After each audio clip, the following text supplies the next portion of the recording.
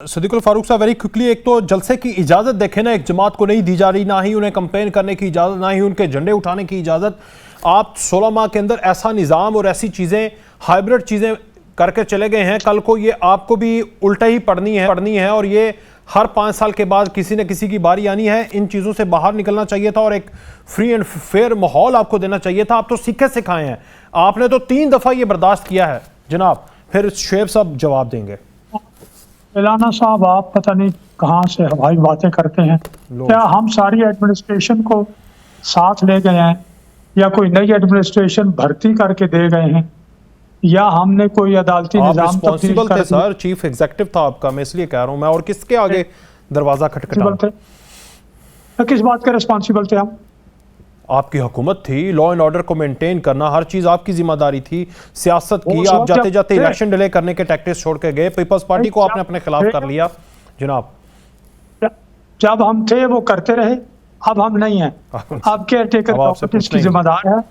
हम भी ये कहते हैं कि जलसा करने की इजाजत जो मांगे उसको दें, पहले आओ पहले पाओ की बुनियाद पर। बहरहाल ये हमारे सर मत थोपे, ये बात गलत है। दूसरी बात मैं ये अर्ज करूं सही कि ये शुएब शाहीन साहब एक दोस्ती ताल्लुक है। मैं ये अर्ज करूंगा कि ये साइफर के हवाले से इन्होंने पहली बात तो ये ज़हन में रखें कि इमरान खान साहब इनकार कर चुके हैं। उन्होंने कहा नहीं, अमेरिका में साजिश अमेरिका ने नहीं की। दूसरी बात यह है कि जब कोई सफ़ीर किसी मुल्क से अपनी मुद्दत पूरी करके जाता है, वो अमूमन जाते जाते एक दावत करता है। अच्छा। उसमें बहुत से सफ़ीर आते हैं। ये डेविड लू भी इसी लेवल के आदमी थे, उनको बुला लिया तो उन्होंने आपस में तबादला ख्याल, जहां और बैठे हुए थे सफारतकार, वहां वो भी थे और उसका वही बनता था। और उन्होंने धमकी दे के हमारे सफीर को पकड़ा दी कि ये जाओ अपने मुल्क में जाकर बता दो।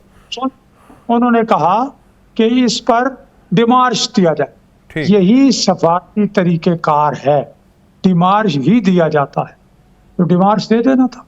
लेकिन वो इस पर इस पर ये करते हैं। वो तो इमरान खान ने खुद तस्लीम किया कि मुझसे गुम हो गया साइफर, जो उनकी कॉपी थी।